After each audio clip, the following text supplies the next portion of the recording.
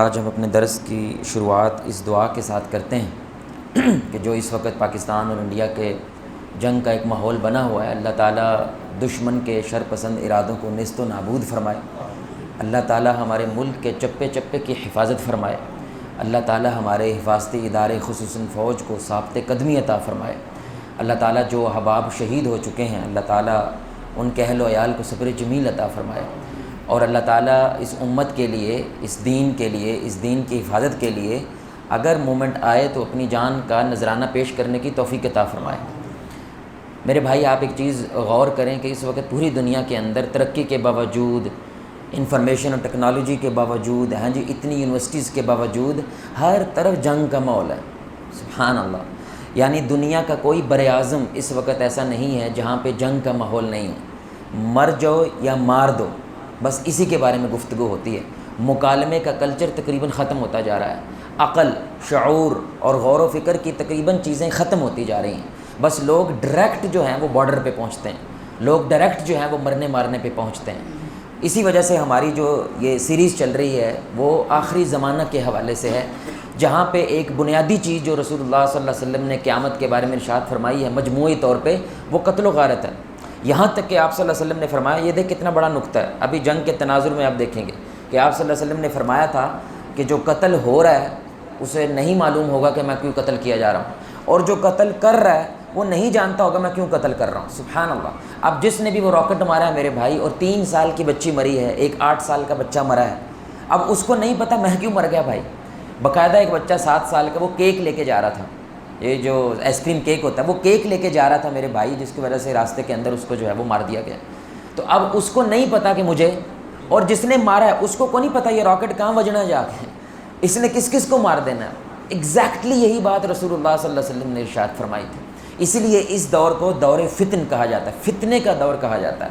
اور فتنے کے دور کی ایک نشانی کنفیوژن ہوتی ہے، جہاں پہ کوئی چیز کلیئر نہیں ہوتی، دھواں دھواں ہوتا ہے، یعنی آپ کو کوئی چیز واضح نہیں ہو رہی ہوتی، اسی دور کو فتنے کا دور کہتے ہیں۔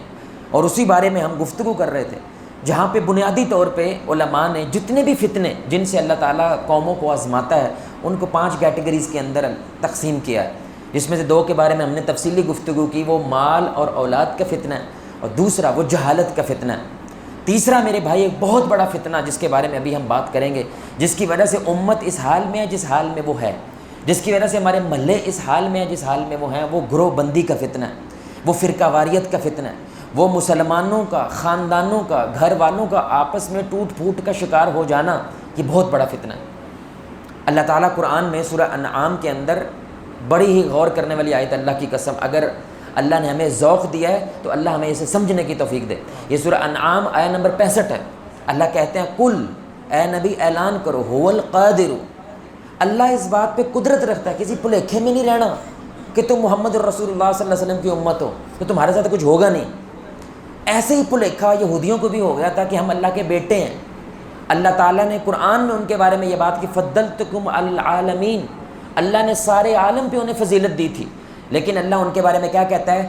ذلت والمسکنہ، اللہ نے ذلیل کر کے رکھ دیا ان کو۔ وجہ کیونکہ اللہ کی رحمت کا ایک میرٹ ہوتا ہے بھائی، آپ اس میرٹ پہ ہوتے ہیں تو اللہ تعالیٰ آپ کو نوازتا ہے، آپ اس میرٹ کو چھوڑ دیتے ہیں تو میرے بھائی اللہ یہ پرواہ نہیں کرتا کہ تم کون ہو، اللہ تعالیٰ اپنے اصول کی بنیاد کے اوپر سزا ضرور دیتا ہے۔ تو اللہ یہ قرآن میں کہہ رہا ہے سورہ انعام آیت نمبر 65 میں قل هو القادر، اے نبی اعلان کرو میں قدرت رکھتا ہوں اس بات پہ کہ 3 قسم کے عذاب بھیجوں، یا تو ان کے اوپر سے عذاب آ جائے، ہمارا ملک یہ کئی بار دیکھ چکا ہے میرے بھائی، وہ بارش ہوتی ہے، وہ بارش رحمت نہیں بنتی، کیا بن جاتی ہے؟ بولے بھائی ابھی دیکھ لیں کنک جو ہے، گندم جو ہے وہ پڑی تھی، ہر کسان کیا دعا کر رہا تھا بھائی کہ کہیں بارش نہ ہو جائے۔ جب اللہ تعالیٰ کی رحمت ہوتی ہے تو بارش اس وقت ہوتی ہے جب لوگوں کو ضرورت ہوتی ہے، جب میرے بھائی رحمت سے ہاتھ اڑ جاتا ہے تو وہ اس وقت ہوتی ہے جب لوگوں کے لیے نقصان ہوتا ہے۔ تو یا بارش اتنی زیادہ ہو جاتی ہے کہ سیلاب آ جاتا ہے۔ اللہ تعالیٰ ہمارے ملک کو محفوظ فرمائے۔ اس دفعہ پچھلے سال سے زیادہ بڑا خطرہ ہے کہ ساون کے اندر کہیں سیلاب اللہ تعالیٰ ہمارے ملک کو محفوظ رکھے۔ دوسرا اللہ تعالیٰ کہتا ہے میں ان کے نیچے سے کیا کرتا ہوں؟ عذاب بھیجتا ہوں۔ تو نیچے سے کیا عذاب آتا ہے میرے بھائی؟ زلزلہ آتا ہے، وہ کام خراب ہوتا ہے۔ اور تیسرا جو ہمارا موضوع ہے او یلبسکم شیعا ویذیق بعضکم بعض بعض، میں ان کو آپس میں فرقے فرقے کر دیتا ہوں، پھر ایک دوسرے کی لڑائی کا مزہ چکھاتا ہوں ان کو۔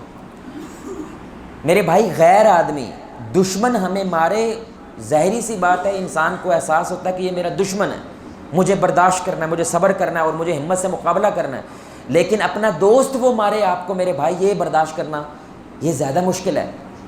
باپ کو بیٹا تھپڑ مار دے میرے بھائی، یہ بہت بڑی باپ کے لیے سزا ہوتی ہے، چاہے جا کے کوئی شریکہ مار دے، کوئی دشمن مار دے۔ اللہ رب العزت یہ بات کہہ رہے ہیں کہ میں ایسا عذاب بھیجتا ہوں کہ ان کو دشمن کی ضرورت نہیں رہتی، یہ آپس میں لڑنے لگ جاتے ہیں، وہ مذہبی حوالے سے ہو، وہ سیاسی حوالے سے۔ آپ دیکھ لیں میرے بھائی سیاست کے حوالے سے اب دونوں ارائی ہیں، مثال دے رہا ہوں، دونوں ارائی ہیں، دونوں پاکستانی ہیں، دونوں محلے دار ہیں، دونوں کی مسجد ایک ہے، صرف لیڈر مختلف ہے۔ یہ اس لیڈر کو ووٹ کرتا ہے جو یہ مانتا ہے کہ اس کے ذریعے چینج آئے گی، اور وہ اس لیڈر کو ووٹ کرتا ہے کہ بھائی اس کے ذریعے چینج آئے گی۔ باقی ہم سارے کیا ہیں؟ ایک ہی جیسے ہیں، ہمارے میں کوئی اختلاف نہیں ہے، لیکن صرف اس ووٹ دینے کی بنیاد پہ میرے بھائی صرف خون معاف ہوتا ہے، انہوں نے مار دینا تھا ایک دوسرے کو۔ یہ تو اللہ کا شکر ہے تھوڑا بہت نظام ہے ہمارے ملک میں، نہیں تو مار دینا تھا، اور مارتے بھی ہیں، لڑائی ہوتی ہے، جھگڑے ہوتے ہیں۔ کس بنیاد پہ جھگڑا ہو رہا ہے؟ سبحان اللہ، جب انسان ٹھنڈے دماغ سے سوچتا ہے تو شرم آتی ہے۔ لیکن یہ شروعات کب ہوتی ہے میرے بھائی؟ دو چیزوں سے ہوتی ہے، یہ بڑی اہم بات ہے۔ ہمارے نبی صلی اللہ علیہ وسلم نے ہمیں پہلے سے یہ چیزیں بتائی ہوئی ہیں۔ اسی آیت کے آخر میں اللہ کہتا ہے انظر، غور کرو اس بات پہ، کیف نصرف الآیات لعلہم یفقہون، کہ کیسے کھول کھول کے میں تمہیں چیزیں بتا رہا ہوں۔ سبحان اللہ کا انداز دیکھیں آپ، کتنی واضح طریقے میں تمہیں بتا رہا ہوں کہ تمہارے گھر کے اندر جب لڑائی شروع ہو جائے اور تم اپنے مکھڑے موڑ لو ایک دوسرے کی جانب اور اپنے مسلمان کے خلاف ڈنڈا اٹھا لو میرے بھائی، اللہ کہہ رہا ہے کھول کے بیان کر رہا ہوں، یہ میرا عذاب ہے، کھول کے بیان کر رہا ہوں میں۔ پھر بھی بندہ اگر ایسا کر دے میرے بھائی، اسی کو تو فتنہ کہتے ہیں۔ دوسری جگہ رسول اللہ صلی اللہ علیہ وسلم نے فرمایا کوئی قوم اس وقت تک گمراہ نہیں ہوتی جب تک اس میں بحث عام نہ ہو جائے۔ بھائی کیا چیز عام نہ ہو جائے؟ سارے بولیے گا ذرا۔ آپ اپنے بیٹے کو اب کوئی بات بتائیں وہ بحث کے بغیر قبول کر لیتا ہے؟ بولے بھائی وہ بحث کے بغیر، کسی پہ بھروسہ نہیں کرتا، کسی پہ اعتماد نہیں رہا ہم پہ، جس کی وجہ سے بحث کا کلچر عام ہوتا ہے۔ اور جب بحث ہوتی ہے میرے بھائی، مکالمہ وہ ختم ہو جاتا ہے۔ جس معاشرے کے اندر مکالمہ ختم ہو جاتا ہے، یعنی گفتگو نہیں کرنی، بات چیت کر کے مسئلے حل نہیں کرنے میرے بھائی، اسی معاشرے کے اندر پھر فرقے بنتے ہیں، گروہ بندیاں ہوتی ہیں، جس کی وجہ سے معاشرہ جو ہے ٹوٹ پھوٹ کا شکار ہو جاتا ہے۔ ہمارے خاندانوں کے اندر، ہمارے گھروں کے اندر گفتگو کرنا، یعنی صرف یہ کہہ دینا ہو سکتا ہے ابو جی آپ غلط ہو، یا ابا کہہ دے اپنے چھوٹے بھرا نو ہو سکتا ہے یار تو غلط ہو، یہ کہنا ہی بدتمیزی ہوتا ہے، یہ کہنا ہی جنگ کو آواز دینا ہے، یہ کہنا ہی لڑائی کو آواز دینا ہے۔ انا للہ و انا راجعون۔ اسلام فرقے سے منع کرتا ہے بھائی، لیکن اختلاف یہ فطرت ہے۔ میں صرف آپ کو ایک مثال سے بات سمجھا رہا ہوں، 2 + 2 5 ہوتے ہیں۔ کوئی بندہ کہے آپ کی رائے ہے 4 ہوتے ہیں، میری رائے ہے، بھائی یہ بے وقوف ہے، یہ جاہل ہے، اس پہ کوئی اختلاف نہیں ہوتا، سمجھ رہے ہیں؟ یہ ایسے جیسے کافر اور مسلمان۔ لیکن ایک ہوتا ہے کہ 1 + 3 بھی 4 ہوتے ہیں، 2 + 2 بھی، بولے بھائی 0 + 4 بھی، 1 ضرب 4 بھی، 8/4 بھی، سمجھ آ رہی ہماری بات کی؟ یعنی 16/4، یعنی 4 اب کیسے آ رہا ہے اس کے اندر اختلاف ہو جاتا ہے، لیکن 4 کے اوپر کوئی اختلاف بولے بھائی نہیں ہے۔ یہ جو اختلاف ہوتا ہے میرے بھائی، اسلام کہتا ہے اس کو برداشت کرو، بڑی سننے کی بات ہے۔ لیکن جب اتنا سا بھی اختلاف ہو جائے تو لوگ کیا کرتے ہیں، تسی کہندے 1 + 3 4 ہوتا ہے، اسی کہندے 2 + 2 4 ہوتا ہے، تو نہ سی تہاڈے نہ بولنا نہ تو ساڈے نہ بولنا، اور وہ فرقہ ہو جاتا ہے، وہ ٹوٹ پھوٹ کا شکار ہو جاتا ہے۔ اب نبی صلی اللہ علیہ وسلم کی حدیث سنیں، آپ صلی اللہ علیہ وسلم نے فرمایا میرے بعد، کتنی واضح بات ہے، میرے بعد تم بہت زیادہ اختلاف دیکھو گے۔ یہ کن کو کہہ رہے ہیں؟ ابو بکر کو، عمر کو، عثمان کو، علی کو، ٹاپرز ہیں۔ میرے بعد جو بھی زندہ رہے گا وہ بہت زیادہ اختلاف دیکھے گا، اس لیے تم پہ لازم ہے کہ تم میرے طریقے اور خلفاء راشدین کے طریقے کو، بڑے کمال نکتہ میرے بھائی، آپ نے یہ نہیں کہا اختلاف نہیں کرنا، آپ نے کیا کہا ہے؟ اختلاف ہو جائے تو کیا کرنا بھائی؟ میرے طریقے اور میرے 4 خلفاء کے طریقے کو لازم پکڑو۔ رسول اللہ صلی اللہ علیہ وسلم دنیا سے رخصت ہوتے گئے ہیں، آپ کی وفات پہ اختلاف ہو گیا بھائی، سبحان اللہ، ابھی دفنائے نہیں گئے، اختلاف ہو گیا کہ نبی صلی اللہ علیہ وسلم واقعی دنیا سے رخصت ہو گئے ہیں یا موسیٰ کی طرح کوہ طور پہ ملنے کے لیے گئے ہیں۔ اس پہ بھی اختلاف ہو گیا، رسول اللہ صلی اللہ علیہ وسلم کو دفنانا کہاں ہے، اس پہ بھی اختلاف ہو گیا، لیڈر کون ہوگا؟ آخر میں کیا فیصلہ ہونے والا تھا؟ انصار کے لیڈر ہو جاتا ہے، ایک مہاجرین کے لیڈر ہو جاتا ہے۔ پھر اس پہ اختلاف ہو گیا کہ اسامہ بن زید جس کو نبی صلی اللہ علیہ وسلم نے لشکر کا امیر بنایا، اس کو بھیجنا ہے کہ نہیں بھیجنا؟ اکثر صحابہ کہنے لگے نہیں بھیجنا، صرف ابو بکر صدیق کلے واحد تھے جنہوں نے کہنا بھیجنا ہے. اختلاف ہے, کتنا بڑا اختلاف ہے, امت میں اختلاف ہو رہا ہے, لیکن فرقہ نہیں بنے میرے بھائی. وہ پھر اس میں بھی اختلاف ہو گیا کہ جو لوگ کہتے ہیں ہم نماز تو پڑھیں گے لیکن زکوٰۃ, اختلاف ہو گیا. اب ان کے ساتھ کیا کرنا ہے؟ جو تو کفر کر رہے ہیں وہ تو واضح ہے, ان کے ساتھ کیا کریں؟ یہ تو مسلمان ہیں, صرف کیا کہہ رہے ہیں زکوٰۃ نہیں دینی. اب ہم کیا کریں؟ تو صرف ابو بکر صدیق رضی اللہ تعالیٰ جنہوں نے کہا کہ ہم نے ان کے ساتھ جنگ لڑنی ہے تاکہ یہ واپس آ جائیں. باقی اکثر صحابہ اختلاف کرنے لگے, لیکن فرقہ نہیں بنایا بھائی. کیا کی؟ مکالمہ کیا, گفتگو کی, اور الحمدللہ مسئلے کے.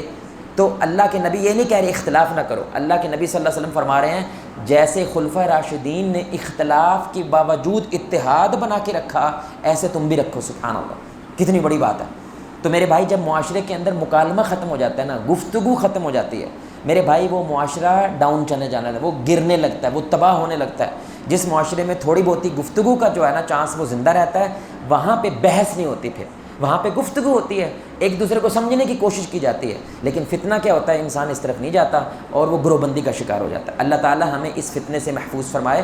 اس وقت جو بھی فلسطین میں مسئلہ ہے میرے بھائی, وہ امت کی کس کی وجہ سے ہے؟ امت ایک ہو جائے تو میرے بھائی وہ اسرائیل کھڑا نہیں ہو سکتا. لیکن امت کیا ہے؟ بکھر چکی ہے. بکھرنے کا نقصان کیا ہوتا ہے یہ سنیے گا. جب باپ اور بیٹا لڑ پڑتے ہیں نا تو دکانداری کیا ہوگی؟ ہاں, کیوں خراب ہوئی ہے میرے بھائی؟ کیونکہ اب ان کا دھیان دکان کی طرف نہیں رہتا, ایک دوسرے کی ٹانگ کھینچنے کی طرف رہتا ہے. تو توانائیاں محدود ہوتی ہیں, انسان کی عقل محدود, کتنی کی استعمال کر لے گا بھائی؟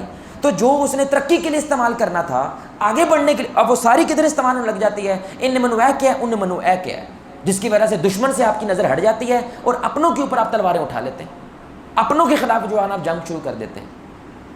چوتھا فتنہ میرے بھائی, وہ سب سے بڑا فتنہ جو رسول اللہ صلی اللہ علیہ وسلم نے فرمایا, وہ عورت کا فتنہ ہے. سارے بھائی بولیں کس کا فتنہ ہے؟ عورت کا فتنہ ہے. آپ صلی اللہ علیہ وسلم نے فرمایا, صحیح حدیث ہے کہ اسامہ بن زید رضی اللہ تعالیٰ حدیث کے راوی, رسول اللہ صلی اللہ علیہ وسلم نے فرمایا کہ میں نے اپنی امت کے مردوں کے لیے عورت سے بڑا فتنہ, جتنا یہ نقصان دہ اس کے بڑا کوئی فتنہ میں نے نہیں چھوڑا جتنا عورت کا فتنہ ایک مرد کے نقصان دہ فتنہ ہے. دوسری جگہ آپ صلی اللہ علیہ وسلم نے فرمایا کہ عورت کے فتنے سے بچو, کیونکہ بنی اسرائیل تم سے پہلے ہلاک ہوئی, اس کی ایک وجہ, سب سے پہلا فتنہ جو ان میں اٹھا وہ عورت کا فتنہ تھا. یہاں تک کہ دنیا قائم ہونے جا رہی ہے میرے بھائی, تو سب سے بڑا فتنہ کہاں پہ اٹھا؟ حابیل اور قابیل کے درمیان کس کا فتنہ اٹھا بھائی؟ عورت کا فتنہ اٹھا, اور اس کی بنیاد پہ حسد ہوا اور اس کی بنیاد پہ قتل ہوا. سبحان اللہ. یہاں پہ دو باتیں ہیں. فتنہ کیا ہوتا ہے میرے بھائی؟ آزمائش. اس کا یہ مطلب نہیں عورت ایک بری چیز ہے. اللہ رب العزت یہ فرما رہے ہیں رسول اللہ کو کہ اس عورت کے ذریعے میں مرد کو آزماتا ہوں. اصل میں یہ مرد کی کمزوری کو ظاہر کیا جا رہا ہے اس میں, کہ مرد اتنا کمزور ہے, اتنا کمزور ہے. سب سے زیادہ کہاں کمزور ہے؟ پیسے کے سامنے, جہالت کے سامنے نہیں, عورت کے سامنے. وہاں پہ یہ سب سے زیادہ کمزور ہوتا ہے. اس لیے رسول اللہ صلی اللہ علیہ وسلم یہ بات فرما رہے ہیں. اور یہاں تک کہ عورتوں کو رسول اللہ نے فرمایا, بخاری کی حدیث ہے, عورتوں کو کہہ رہے ہیں کہ باوجود اس کے کہ تم دین میں ناقص ہو. عورتوں کو ناقص کا مطلب یہاں پہ کیا ہے؟ حیض کے ایام آتے ہیں نا 6-7 روز, تو وہ نماز نہیں پڑھتی, روزہ نہیں رکھتی, کچھ نہیں کر سکتی, تو ناقص ہیں. لیکن اس میں ان کا کوئی قصور نہیں, اللہ کی طرف سے ہے کہ نہیں. ایون دو تم دین میں تھوڑا ناقص ہو اور عقل میں بھی ناقص ہو. کیا مطلب؟ تم جذبات سے زیادہ سوچتی ہو, عقل سے کم سوچتی ہو. اس کے باوجود میں حیران ہوں کہ تم عورت کی عقل کے اوپر, مرد کی عقل کے اوپر حاوی ہو جاتی ہو. یعنی کہ رسول اللہ حیرانگی کا اظہار کر رہے ہیں. کس سے؟ عورتوں کی مجلس بیٹھی ہوئی ہے, ان کو یہ کہہ رہے ہیں حالانکہ تم کیا ہو؟ عقل میں تھوڑی سی ناقص ہو, دین میں ناقص ہو, لیکن میں حیران ہوں تم مرد کے اوپر حاوی ہو جاتی ہو. علماء نے کہا یہ حاوی ہونے کا کیا مطلب ہے؟ یعنی مرد, یعنی فتنہ یہ کیسے بنتا ہے؟ سب سے بڑا فتنہ حسن. ظاہری سی بات ہے, زُيِّنَ لِلنَّاسِ حُبُّ الشَّهَوَاتِ مِنَ النِّسَاءِ. اللہ قرآن میں کہتے ہیں کہ نفسانی خواہشات کے حوالے سے میں نے عورت کی محبت, اس کی اٹریکشن میں نے مرد کے اندر گاڑ دیا, لوگوں میں گاڑ کے رکھ دیا, آگ اور پیٹرول والا کام کر دیا. حسن, جتنے گانے ہوتے ہیں میرے بھائی وہ یا عورت کی آنکھوں پہ ہیں, یا عورت کے بالوں پہ ہیں, یا عورت کے حسن پہ ہیں. اس حسن کی وجہ سے انسان کیا ہوتا ہے میرے بھائی؟ اپنی عقل, بولے بھائی اپنی عقل کھو بیٹھتا ہے. دوسرا, علماء کہتے ہیں کہ اس عورت کے فتنے کا کیا مطلب ہے کہ جو اس کی وجہ سے یعنی کہ انسان کی عقل پہ یہ حاوی ہو جاتی ہے, وہ اس کی زبان کا فتنہ ہے. رسول اللہ صلی اللہ علیہ وسلم نے کیا فرمایا؟ اے عورتوں اللہ سے ڈرو, جہنم کی اکثریت عورتوں کس کی وجہ سے ہے؟ زبان. کیونکہ عورت بہت بولتی ہے, وہ بہت زیادہ گفتگو کرتی ہے، بہت باتیں کرتی ہے، جس کی وجہ سے بہت زیادہ غلطیاں کرتی ہے، جس کی وجہ سے وہ گناہ کر جاتی ہے اور جہنم کی طرف چلے جاتی ہے۔ اور تیسرا جو علماء نے یہ بات کہی کہ عورت جو ہے نا وہ اس کے فتنے کے اندر شکار ہو جاتا ہے انسان، وہ کیا ہے کہ اس کا مردوں کی عقلوں پہ ظاہری بات ہے حاوی ہو جانا۔ اس لیے اسلام نے کیا کیا میرے بھائی، احکامات دیے کہ سب سے بڑا حکم عورت کے لیے کیا کہا، پردہ رکھو۔ کیا کہا میرے بھائی، پردہ رکھو۔ عورت کو کہا ہے، مرد کو کہا تم نظریں نیچی رکھو، لیکن عورت کو کیا کہا، تم کیا کرو، تم پردہ کرو۔ وجہ 50 عورتیں آ رہی ہیں اور 5-7 مرد بیٹھے ہوئے ہیں میرے بھائی، تو وہ عورتوں کو لازم دیکھیں گے، سمجھ آ رہی بات کی۔ لیکن 50 مرد آ رہے ہیں نا، تو میرے بھائی 8-10 عورتیں بیٹھی ہیں تو ان میں سے 1-2 مردوں کو دیکھیں گے۔ اللہ نے مردوں کو ایسا بنایا کہ وہ عورت کی طرف زیادہ دیکھتا ہے، اس لیے ہمیں 4 شادیاں ہیں، عورت تو مر جاتی کہتی کی رکھنی ہے۔ امیر گزارش سمجھ رہے ہیں؟ تو اللہ نے ہمیں ایسا بنایا، یہ ہماری کمزوری ہے، تبھی تو فتنہ ہے، تبھی تو فتنہ ہے۔ اور اس حسن کی وجہ سے میں نے لوگوں کو یقین جانا، جو شرابیں پینے لگ جاتے ہیں، نشہ کرنے لگ جاتے ہیں، کس کی وجہ سے؟ اس کے حسن کی وجہ سے کہ وہ لڑکی مجھے نہیں ملی۔ اس کی وجہ سے لوگ کیا کرتے ہیں میرے بھائی، دکھی گانا کرنا شروع کر دیتے ہیں، لوگوں سے الگ تھلگ ہو جاتے ہیں۔ یہ مطلب ہے رسول اللہ صلی اللہ علیہ وسلم۔ پھر دوسری کام، مردوں کو کہا تم نظریں، بولے بھائی نظریں نیچی رکھو۔ تیسرا، جلدی نکاح کرو، جتنی جلدی ہو سکے اپنے بچوں کا کیا کر دو، اپنے بچوں کے نکاح کر دو۔ لوگ کہتے ہیں نا ابھی تو یہ بچہ ہے، ایک مثال دیتا ہوں میں بھائی، فطرت کے مطابق وہ لڑکی اگر بالغ ہو گئی ہے تو بچہ پیدا، بولے بھائی بچہ پیدا، بالغ تبھی ہوئی ہے نا تب بچہ پیدا کر سکتی ہے، اور اگر مرد بالغ ہو گیا تو وہ مطلب نطفہ پیدا، بولے بھائی۔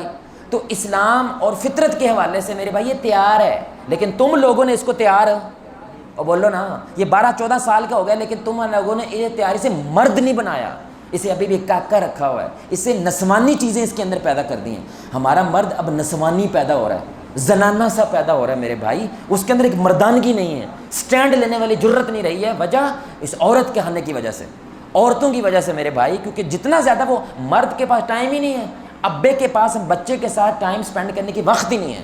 جب باپ زیادہ ٹائم سپینڈ کرتا ہے نا اپنے بچوں کے ساتھ تو اس میں روب پیدا ہوتا ہے، اس میں مردانگی پیدا ہوتی ہے۔ جب عورت زیادہ ٹائم سپینڈ کرتی ہے وہ زنانہ ہو جاتا ہے، اس میں زنانہ خصوصیات پیدا ہونے لگتے ہیں، باقاعدہ ٹریننگ کروانی پڑتی ہے کہ دوبارہ مرد بنے، یہ واپس آئے۔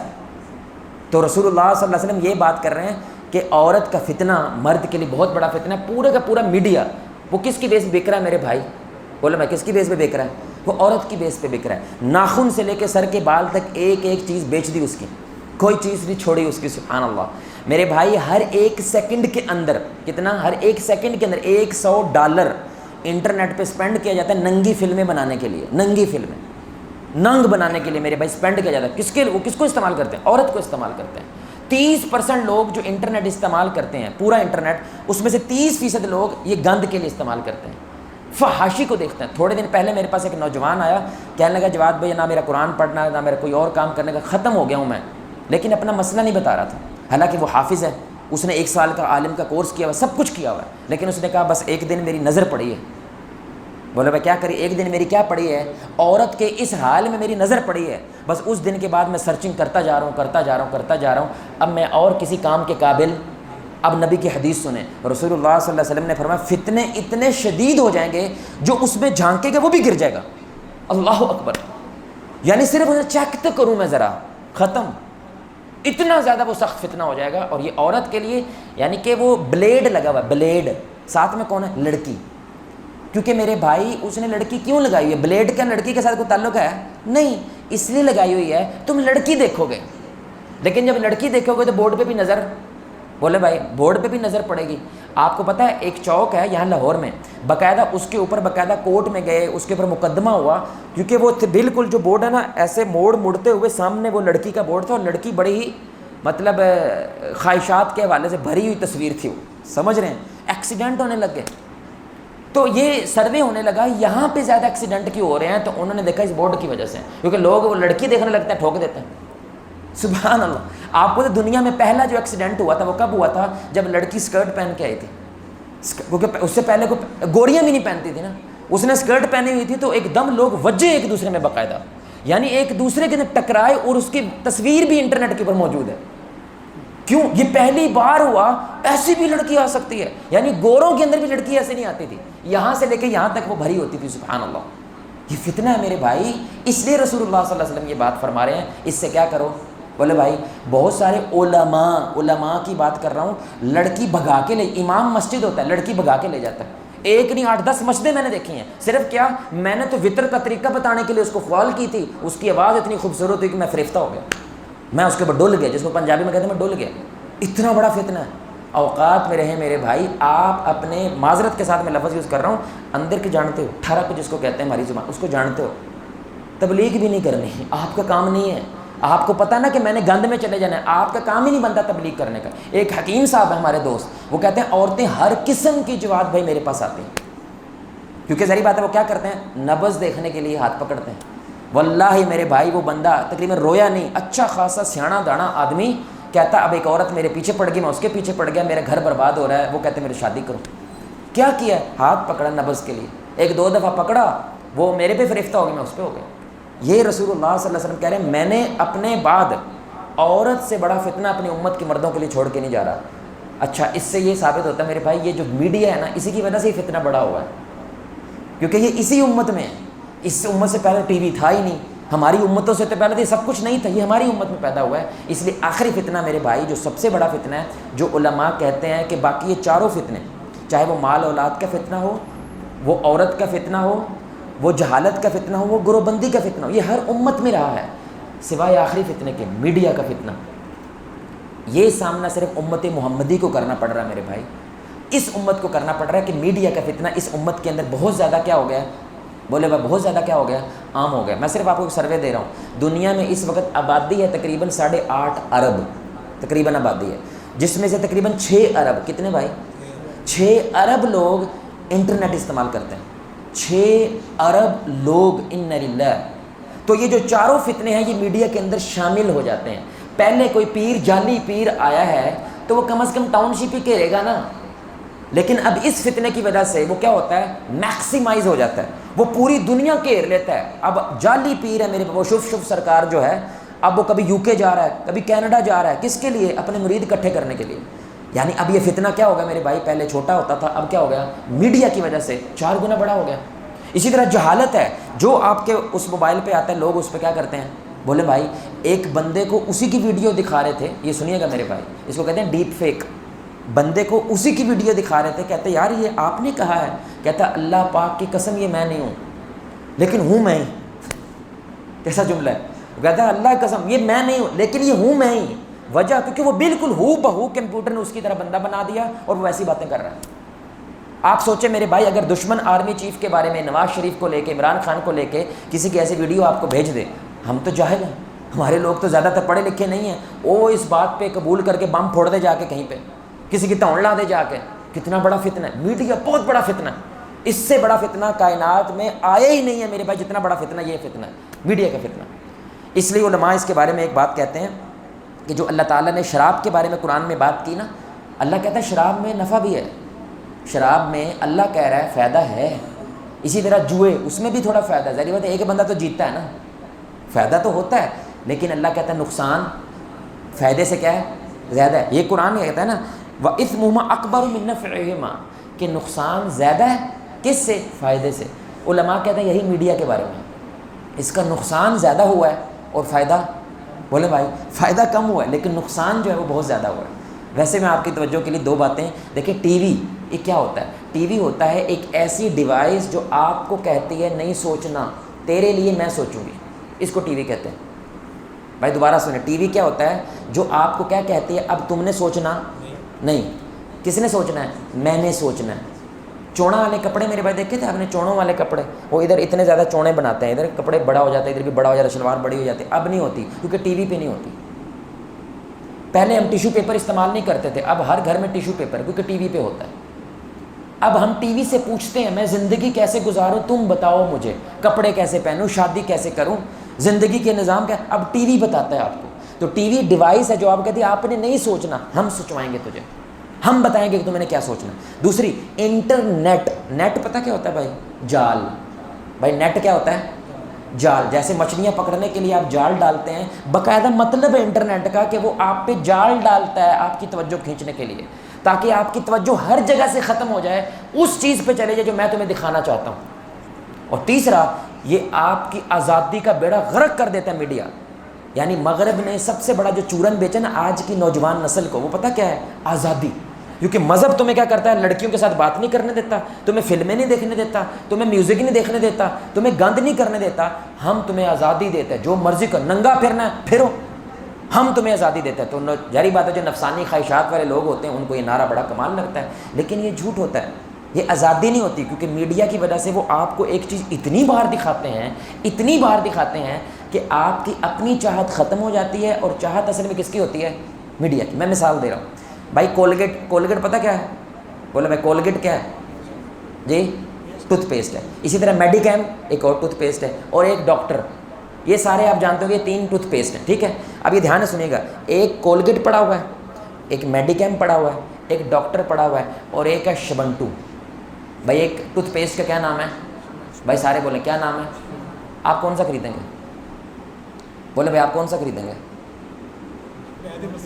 کولگیٹ خریدیں گے نا، یا میڈیکیم خریدیں گے؟ ایسے ہی ہے. شبنٹو کیوں نہیں خریدا؟ بولے بھائی شبنٹو. آپ کو پتہ ٹوتھ پیسٹ کیسے بنتا ہے؟ بولے بھائی آپ میں سے کسی کو پتہ ٹوتھ پیسٹ؟ کیوں نہیں پتہ؟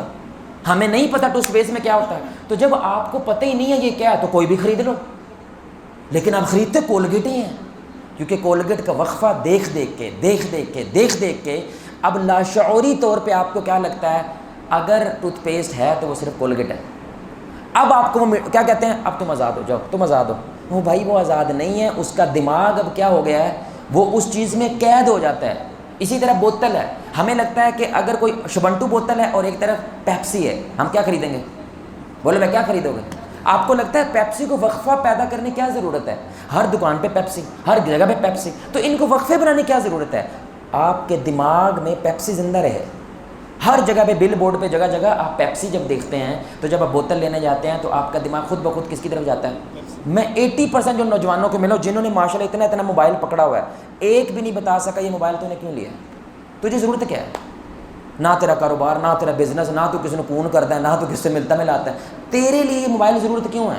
واللہ میرے بھائی ایک بھی نہیں بتا پاتا. 2 لاکھ 4 لاکھ کا موبائل ہے. وجہ کیونکہ میڈیا نے سو کہا یہ لینا ہے، یہ ماڈرن ہونا ہوتا ہے. جو جتنا ماڈرن ہے اس کے بعد اتنا بڑا فون ہے. تو یہ جو آزادی ہوتی ہے نا میرے بھائی، یہ جھوٹ ہوتا ہے. وہ آپ کو اتنا گند دکھاتے ہیں کہ اب آپ کو کیا لگتا ہے یہی آزادی ہے. کیونکہ وہ کیا کہتے ہیں یہ 2 ہی آپشن ہیں، انہی میں سے بس چوز کرنا ہے، باقی تیرے لیے کوئی آپشن. بولے بھائی باقی تیرے لیے کوئی آپشن نہیں ہے. حکومت کیسے کرنی ہے؟ ہماری ذہن میں صرف جمہوریت ہی کیوں آتی ہے؟ ہماری ذہن میں کچھ اور آتا ہی نہیں ہے، کیونکہ ہر وقت میڈیا پہ کیا ہو رہا ہے؟ جمہوریت جمہوریت جمہوریت جمہوریت ہو رہا ہے. اس کے علاوہ ہمیں کوئی اور سمجھ نہیں آتا کہ اور بھی نظام ہو سکتا ہے، کہ اور بھی سسٹم ہو سکتا ہے. تو میڈیا آپ کی آزادی گبن کر لیتا ہے، ختم کر دیتا ہے. اس لیے ایک وقت آتا ہے میڈیا پھر آپ کو کنٹرول کرنے لگتا ہے. میں آپ کو چیلنج کر کے کہہ رہا ہوں، ایک وہ لیڈر ہے، میں چیلنج کر رہا ہوں، اللہ کی قسم اٹھا کے کہہ رہا ہوں، جو ایماندار ہے، تہجد گزار ہے، مخلص ہے، لیکن وہ میڈیا پہ، بولے بھائی وہ میڈیا پہ نہیں ہے. اور عورت باز بندہ ہے، جعلی آدمی ہے، جوئے کرنے والا بندہ ہے، لیکن وہ میڈیا پہ مشہور ہے. کس کو ووٹ ملے گا؟ بولے بھائی ووٹ کس کو ملے گا؟ اور آپ کہتے ہیں آپ آزاد ہیں ووٹ دینے میں. یہ جھوٹ ہے بھائی، ووٹ دینے میں آپ آزاد کوئی نہیں. آپ کو ایک بندہ اتنا دکھایا گیا ہے، اتنا، حالانکہ وہ بندہ آپ کے محلے کا ہے، آپ اس کو جانتے ہو، اس کو پہچانتے ہو، لیکن ووٹ دیتے؟ بولو نا، ووٹ کس کو دیتے ہیں؟ یہ میڈیا میں نہیں ہے. یہی بندہ میرے پاس میڈیا میں اگر اس کے 4-5 ہزار فالوور ہو جائیں، کچھ لوگ ہو جائیں، آپ اس کو ووٹ دینا شروع کر دو گے. تو میڈیا اب لوگوں کو کنٹرول کرتا ہے. تم نے زندگی کیسے گزارنی ہے میں بتاؤں گا نا، تم نے نہیں سوچنا، میں سوچوں گا. آخر میں میرے بھائی، رسول اللہ صلی اللہ علیہ وسلم نے فرمایا قیامت اس وقت تک نہیں آئے گی. اللہ اکبر. علماء کہتے ہیں یہ تو سیٹلائٹس کے بارے میں رسول اللہ فرما رہے ہیں، مصنف ابن شیبہ کی روایت ہے. قیامت اس وقت تک نہیں آئے گی جب تک آسمان سے برائی اس طرح نہ برسے یہاں تک کہ بیابان میں پہنچ جائے. بھائی آسمان سے برائی برسنا، علماء اس پہ غور کرنے لگے. انہوں نے کہا یہ سیٹلائٹس ہے. جو ٹی وی ہوتا ہے نا، وہ کہاں سے آتا ہے میرے بھائی؟ سیٹلائٹ ہوتی ہے نا، ایک زمین سے باہر چیز گھوم رہی ہوتی ہے، اس سے سگنل آتے ہیں. وہ سگنل کی وجہ سے آپ کے ٹی وی میں کیا ہوتا ہے، کوئی چیز آتی ہے. سنیے گا، تو اب وہ سگنل کیا آ رہے ہیں بھائی؟ زیادہ تر اچھائی آ رہی ہے کہ برائی آ رہی ہے؟ تو وہ برائی برس رہی ہے باقاعدہ آسمانوں سے. آپ نے فرمایا یہاں تک کہ صحراؤں میں پہنچ جائے. تو باقاعدہ شیخ صاحب نے نیچے تصویر لگائی ہوئی تھی کہ ایک صحرا عرب کے بدوؤں کا ٹینٹ لگا ہوا ہے، آس پاس کوئی بتی نہیں، کچھ نہیں ہے، ڈش انٹینا باہر پڑا ہوا ہے. آپ یہ چگھیوں میں جائیں، یہ جو چگھی والے بیٹھے ہوتے ہیں میرے بھائی، ٹی وی، بولے بھائی ٹی وی لازم ہوگا، سبحان اللہ. آس پاس پانی نہیں ہے، وہاں پہ ٹی وی پہنچا ہوا ہے، وہ شے پہنچی ہوئی ہے. ہمارے نبی صلی اللہ علیہ وسلم نے یہ فرمایا تھا. تو ہماری یہ جو خلافت گری ہے میرے بھائی 1900 24 کے اندر، اس کے اندر ایک بنیادی کردار میڈیا تھا۔ یہ آخری واقعہ سنا کے بعد ختم کر رہا ہوں۔ سلطان عبدالحمید رحمہ اللہ جو آخری اصل خلیفہ تھے اس امت کے، وہ میرے بھائی ان کے پاس یہود آئے، انہوں نے کہا ہمیں فلسطین بیچ دو۔ یہودیوں نے کہا ہمیں فلسطین بیچ دو، وہاں پہ ہمیں رہائش اختیار کرنے دو، جتنی رقم بولو گے ہم نہ صرف تمہیں دیں گے بلکہ تمہارا قرضہ ختم کر دیں گے۔ اس نے کہا خلافت قربان کر سکتا ہوں، جان قربان کر سکتا ہوں، فلسطین کے اوپر سودا، کیونکہ یہ معاہدہ عمر بن خطاب رضی اللہ تعالیٰ عنہ نے کیا تھا، ہم اس کو چینج نہیں کر سکتے۔ تو ظاہری بات ہے انہوں نے پھر کیا کیا، اندر سے ایک موومنٹ اٹھائی، دھیان سے سنیے گا، نوجوانوں کی۔ بھائی کس کی موومنٹ اٹھائی؟ بابوں کی نہیں، کس کی؟ کیونکہ بابے تھوڑے پکے ہوتے ہیں، ان کو بدلنا مشکل ہوتا ہے، نوجوانوں کو بدلنا بولنا بھائی آسان ہوتا ہے۔ نوجوانوں کی، جس کا نام تھا ینگ ٹرکس، اس کو کہتے ہیں ینگ ترک، یعنی نوجوان ترک لوگوں کا ایک موومنٹ بنائی خفیہ، یہود سے ملے، جنہوں نے دھیرے دھیرے احتجاج کرتے کرتے کرتے کرتے خلافت کرا دی۔ ایک واقعہ صرف آپ کی نظر کر رہا ہوں۔ ایک دفعہ کیا ہوا کہ ایک رائٹر آئے یہودی، وہ آئے استنبول یعنی ترکی میں، اور اس نے ایک سلطان عبدالحمید کے خلاف ایک مضمون لکھ دیا جس میں اس پہ تنقید کی گئی، اور اس نے اس میں خطرے کا اظہار کیا، ہو سکتا ہے میرے اس مضمون کی وجہ، یہ سچا واقعہ ہے، ہو سکتا ہے میرے اس مضمون کی وجہ سے سلطان عبدالحمید مجھے مار دے، کیونکہ وہ ظالم ہے، وہ یہ ہے، وہ یہ ہے، وہ یہ ہے۔ تو اب اگلے روز جس نے وہ مضمون لکھوایا تھا نا اس نے اس کو مار دیا۔ کیسی بات ہے، دیکھیں فتنہ کیا چیز ہوتی ہے۔ اب میرے بھائی خبر کیا پھیلے گی؟ بولو نا، خبر کیا پھیلے گی؟ بولو نا یار، کیا خبر پھیلے گی؟ سلطان نے ایک جو بندہ باہر سے آیا تھا، مہمان تھا، اس کو کیا کیا ہے؟ مار دیا۔ یہ خبر پھیلنے لگی، نوجوان اشتعال میں آئے، اور کیونکہ اخباریں زیادہ وہ پڑھتے ہیں، کیونکہ چیزیں زیادہ، یہ اس وقت اخباریں کیا، میڈیا، اس وقت چیزیں کیا، میڈیا، انہوں نے یہ ساری چیزیں پڑھی، اور سلطان کے جو محل تھا اس کے باہر سے آ کے احتجاج کرنے لگے، سلطان مرد آباد، یہ ظالم ہے، یہ وحشی ہے، یہ درندہ ہے، یہ بلا بلا بلا بلا۔ اور سلطان عبدالحمید باہر آئے، انہوں نے جب دیکھا کہ نوجوان مشتعل ہیں تو لوگوں نے کہا آپ نہ جائیں، یہ مار مور نہ دیں آپ کو۔ انہوں نے کہا نہیں جائیں گے، یہ میرے لوگ ہیں، اور میرے لوگوں کو میرے خلاف کسی نے باہر والے نے بھڑکا دیا، یہ کیسے ہو سکتا ہے؟ میں حیران ہوں اس بات پہ۔ وہ جب آئے تو اب جو بندے وہ نعرے مار رہے تھے، انہوں نے کہا بیٹا آپ کا کیا نام ہے؟ اس نے اپنا نام بتایا۔ اس نے کہاں پڑھتے ہو؟ اس نے کہا جی فلاں میڈیکل یونیورسٹی میں پڑھتا ہوں۔ بیٹا وہ کس نے بنائی ہے؟ اس نے سلطان عبدالحمید نے۔ اس وقت یونیورسٹیاں ہوتی نہیں تھی دنیا میں۔ اس نے کہا بیٹا تم کہاں سے ہو؟ اس نے کہا میں سول انجینئر ہوں۔ کہاں پہ پڑھتے ہو؟ فلاں یونیورسٹی میں۔ کس نے بنائی ہے؟ اس نے سلطان عبدالحمید نے۔ اس نے کہا کیا ہمارے ملک کے اندر عیسائی چرچ میں جا سکتا ہے؟ ان کے بالکل جا سکتا ہے۔ ان کیا ہمارے ملک کے اندر یہودی اپنے گردوارے جہاں بھی جانا چاہے جا سکتا ہے؟ ان کو جا سکتا ہے۔ کیا ہم نے کبھی ان کے مذہب کے اوپر کوئی قدغن کی؟ اس نے کہا نہیں کی ہے۔ تو بیٹا کس بنیاد کے اوپر تم میرے خلاف ایک غیر کی بات سن کے آ گئے؟ ہم نے واحد بندہ تھا میرے بھائی، وہ سلطان عبدالحمید، جس نے ترکی سے کہاں تک؟ مدینہ تک ٹرین چلا دی تھی۔ آپ کو پتہ ہے ابھی بھی وہ ٹرین کہاں پہ کھڑی ہے؟ مدینہ کے باہر ابھی بھی کھڑی ہوئی ہے۔ اللہ کی قسم اگر آج بھی وہ چلتی رہتی یہ امت کو توڑ ہی نہیں سکتا تھا، کیونکہ اس نے ساری امت کو کوشش، جو ابھی یہ چائنا کرنے کی کوشش کر رہا ہے نا، ون بیلٹ ون روڈ، 68 ملکوں کو سڑکوں سڑکی کرنے کی کوشش کر رہا ہے۔ یہ سلطان عبدالحمید نے میرے بھائی جرمنی سے ٹرین ہوتے ہوئے، عراق سے ہوتی ہوئی، سیریا سے ہوتی ہوئی، سارے ملکوں سے کہاں پہنچتی تھی؟ مدینہ تک، کہ حج آسان ہو، عمرے آسان ہو، اور ہم عربوں سے جڑ کے رہیں، سبحان اللہ۔ اس نے کہا بیٹا تم میرے خلاف کھڑے ہو گئے۔ سارے لوگ رونے لگ گئے، اور وہ سلطان عبدالحمید زندہ باد کے نعرے لگا کے چپ چاپ کہاں چلے گئے؟ اس کے ساتھ مسجد میں نماز پڑھنے چلے گئے۔ لیکن دو باتیں اہم ہیں، ایک میڈیا نے بیڑا غرق کر دیا تھا ان کا، اور دوسرا تھے نوجوان۔ دو چیزیں۔ سب سے زیادہ موبائل کون استعمال کرتا ہے؟ آپ کو پتہ ہے کہ ایوریج نوجوان، سروے چیک کیے گا ذرا ایک، اور یہ آپ مانیں گے ایوریج نوجوان روزانہ 2600 مرتبہ اپنا موبائل چیک کرتا ہے۔ کتنی مرتبہ؟ بس بالکل ایسا کر کے آن کرتا ہے، پھر آف کر دیتا ہے، پھر جیب میں رکھ لیتا ہے۔ یعنی ابے کی پہنچ میں وہ بچہ اتنا نہیں ہے جتنا موبائل کی پہنچ میں ہے۔ اس لیے میڈیا بہت بڑا فتنہ ہے میرے بھائی۔ اور اس وقت اسامہ بن لادن کیا آتا ہے ذہن میں؟ بولو بھائی، جب میں کہتا ہوں اسامہ بن لادن آپ کے ذہن میں کیا آتا ہے؟ بولو میں، کیا آتا ہے؟ جنگ آتی ہے۔ ہماری ذہن میں تہجد کیوں نہیں آتی؟ ہماری ذہن میں اس کا راتوں کو اٹھ کر رونا کیوں، یہ کیوں نہیں آتا؟ کیونکہ میڈیا نے آپ کو یہی بتایا۔ جو میڈیا آپ کے اس ملک کے بارے میں جتنی آپ کے پاس علم ہے نا، وہ سارے کا سارا میڈیا کا ہے۔ آپ اس بندے سے کبھی ملے، آپ اس فرد سے کبھی ملے، آپ کی ملاقات ہی نہیں ہے۔ سارے کا سارا اگر جھوٹ ہوا تو، سارے کا سارا فراڈ ہوا تو، کیونکہ آپ تو جانتے نہیں اس کو۔